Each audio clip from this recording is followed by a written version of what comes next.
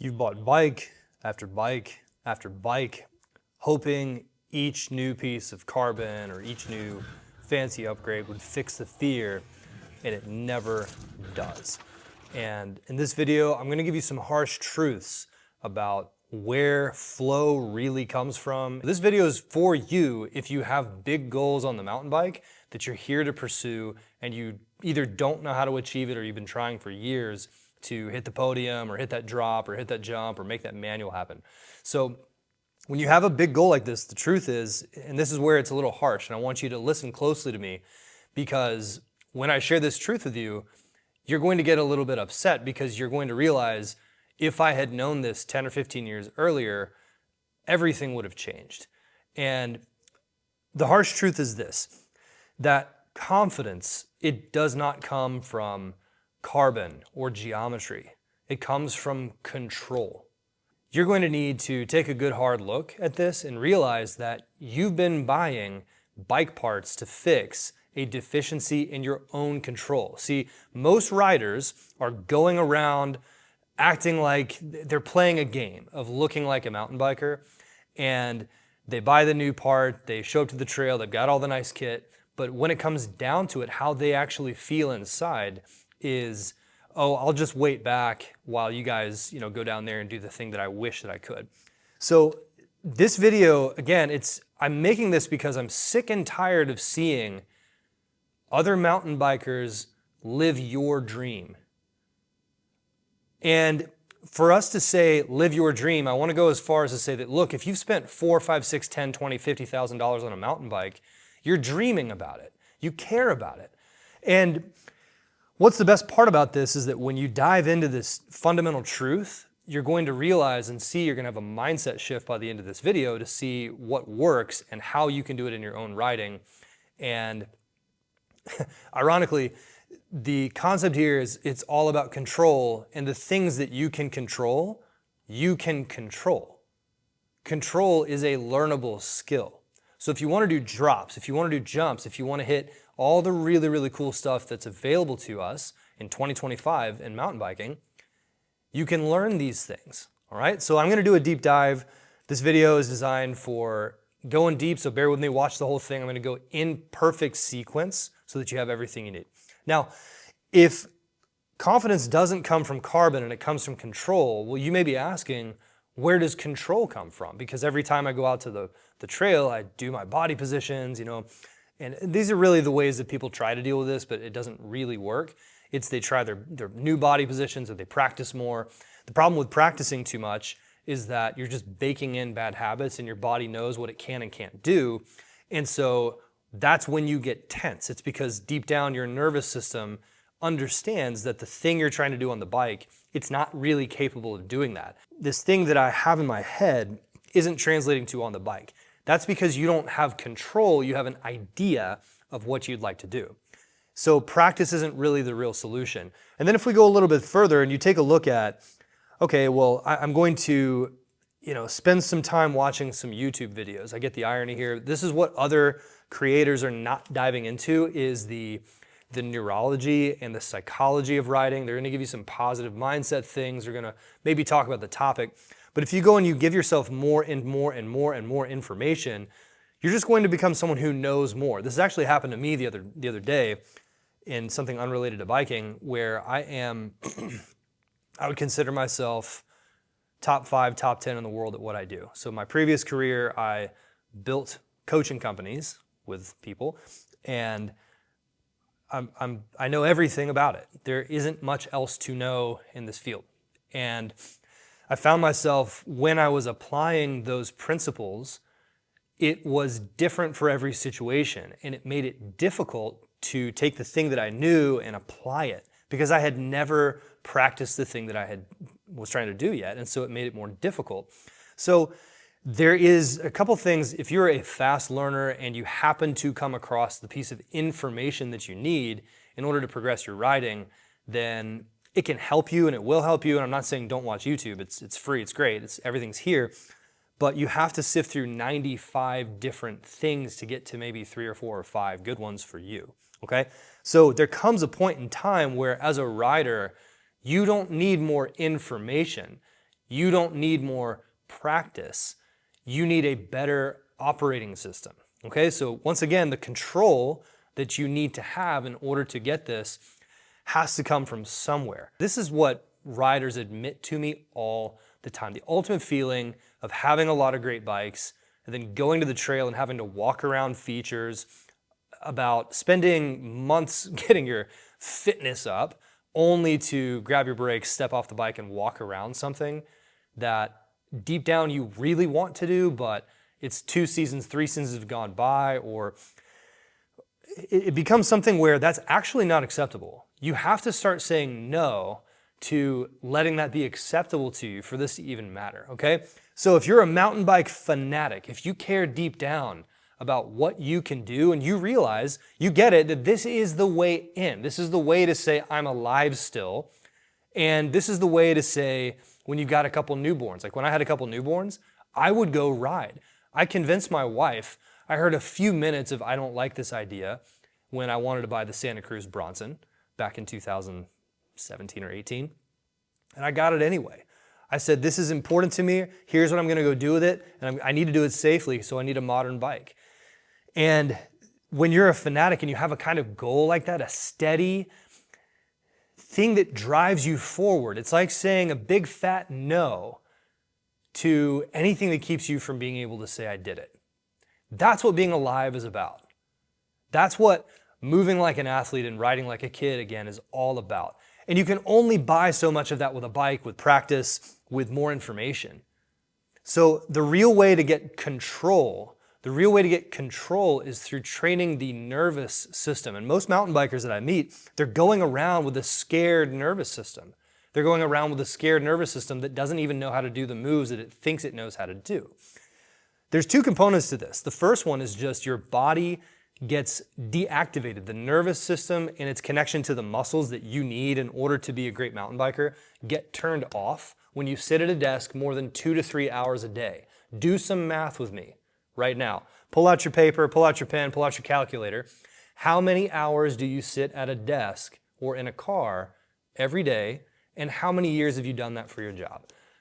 100% not picking on you. Again, I respect and like that people have good professional jobs these days, but if you are sitting or you are, our modern life requires that we are not good at moving, okay? So it's not really your fault, but it is your responsibility to do something about it if you care about mountain biking.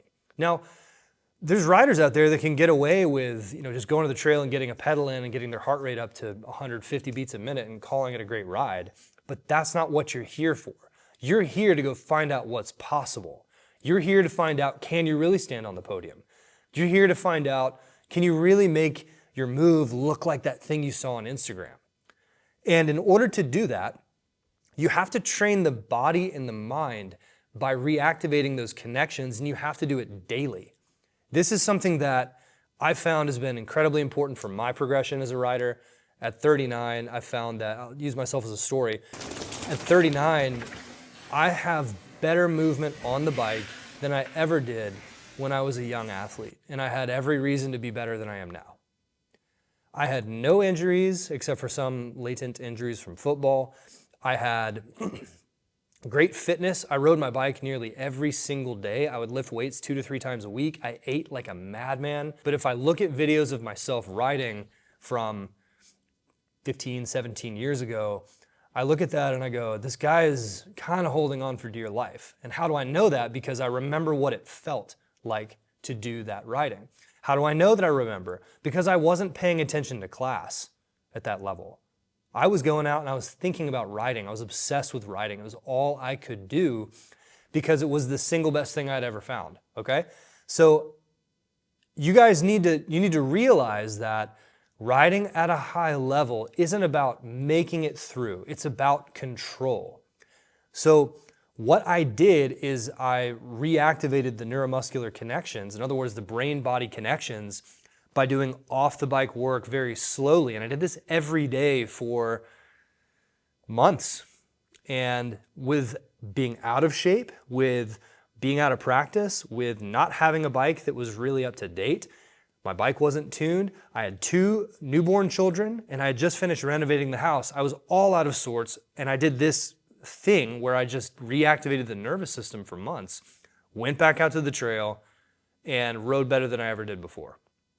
Okay, so the first part you have to look at is you have to look at how good are your muscles activating. There's a measurement for this and you need to look at this measurement very seriously. And the reason why you need to look at this measurement very seriously is because it has to do with your safety on a mountain bike. If you're still listening to this video, again, I'm going to break down the other component here in a minute, but when you're looking at your fitness, most people think VO2 max, they're thinking heart rate, they're thinking pedal cadence, they're thinking about how many hours can you go out on a bike, or maybe even a little bit of high intensity interval training. They're thinking about those things. Guys, that is not even a joke. 10% of what you really need in order to do this. Fitness is a great word. I do think you need to do those things. I did a 90-minute ride today. Most of it was in zone 2. Okay, great stuff. That buys you 0 athleticism. If I went to the store to buy donuts, not that I'm going to go to buy donuts. If I went to the store to buy donuts, I went to Dunkin' Donuts and I said, can I please have a baker's dozen of chocolate-covered donuts? And they handed me a box full of air. I would be like, where are my donuts? In the same way, when you go and you spin and spin and spin and sit and sit and sit and stretch and stretch and stretch and yoga for months and years and maybe throw in some weightlifting and maybe throw in some, this and that, and then you go to the trail and you crash and go, I don't know why. Well, or you go and you're like, I was feeling great, then all of a sudden I crash and now I don't feel good. You are being so incredibly reactive. This is how most mountain bikers go about mountain biking. They completely ignore this mind-muscle connection of athleticism, which is your ability to see and feel your body in space, that is propriception. It is your ability to use explosion and smooth fluid motion when you need to go from here to here. Okay, so for example, jumping. Being able to jump and land very precisely and softly like a cat is athleticism. And the reason why these things are so important is because when you're going 20 miles an hour over rocks and roots, you need to be able to keep the torso nice and level and steady, and you need to be able to move the body around the torso. So that's why all these body position training things only help you so much, because they just put you in a position where you can approximate balance, but it doesn't give you that control. If I have approximated balance, that's a good thing if I'm a beginner. But I told you I would go deep in this video. If I just have approximated balance and then some pro tells me or some YouTuber tells me, well, you just got to do this with your foot or position this that way, occasionally that helps. But the fundamental part of control is being able to handle chaos on the bike by creating torso tracking, all right? In other words, you need to put your torso where it needs to be and dance the bike around under you to match the trail. In other words, most mountain bikers are reactive to the trail when you need to be the one being proactive on the trail. You're creating the movement to match the trail. You're creating the art, the dance, the movement on the bike. This is where so many riders get it so completely wrong that they wonder why they feel stiff on the bike. It is so simple. You don't have control in the mind-body connection in the first place to do the move you're trying to do, the body position you're trying to do. And then when you go to the trail, you're trying to perform body positions mechanically when the mountain, it makes sense, right? Like, again, I'm not picking on anyone's logic here. It makes sense because the mountain is this immutable, still thing. The trail doesn't move. It's just there, right? So the trails, the rocks, the roots, the puddle, the jump, like the jump doesn't move like this, right? So I completely understand, and I'm not picking on anyone for thinking this way. Well, obviously, if it's here, then I got to match my position to the trail. No, it's the other way around. You need to create movement to the trail. Movement while on a bike going 20 miles an hour on pedals that rock up and down while your tires are pinging around is extremely chaotic. And so I'm smiling because the beauty of mountain biking is that it's a dance. with the bike over static ground and you turn it into this beautiful fluid motion. And the riders who go out there and they say, I did it, they don't have to do big stuff. This is a big misconception that riders have a lot too. The movement here is about being able to look at yourself and say, I can't believe I did that. That felt great. That's always what it's been about, okay? So for those of you that want to do more than just fitness rides, it's about creating shapes and movement on the trail. So this fluidity, this expressiveness of movement out on the trail, you can access it by having control in the body and having the intention and the creativity to go out there and make moves happen, okay? This is why so many people struggle, because they think like an engineer about a thing that is art. The other part too is you can't outpace your athleticism. You can't. So what a lot of riders do is they look at their mind-body connection and smartly go, well, I'm just not going to do that. And they hold back. And how it feels to hold back is devastating, because you just spent 5 or 10 years of your life learning that skill. Most riders have been riding for 12 to 13 years based on the statistics that I see. And further than that, what's more devastating to that is coming home to your spouse and saying like, yeah, just another ride, whatever. I'll tell you what she's thinking. She's thinking, you spent $10,000 on a bike and you're just gonna go whatever about it? People get upset and cry and throw their beer over a football game someone else played, and they're only paying $39 a month for that subscription, $50 a month for that subscription at most. I think 70 is the big one now. And people are losing their minds over a $70 a month subscription, throwing the beer at the TV, throwing the chips at the TV, going, that's not that guy, offsides, while you're coming home and you spent $10,000 on a machine for you. Nobody else is riding that thing. So it can sit there and go, I got out and spun my pedals on that thing. You need control. You need control. Control is a learnable skill. This movement is about giving you control. And this movement is about taking that moment where you look at the trail and go, I wonder if I can get it a little sideways. I wonder if I can pick up and do a manual here. I wonder if I can do that, and then doing it because the thing in your imagination comes to life. Thanks for watching.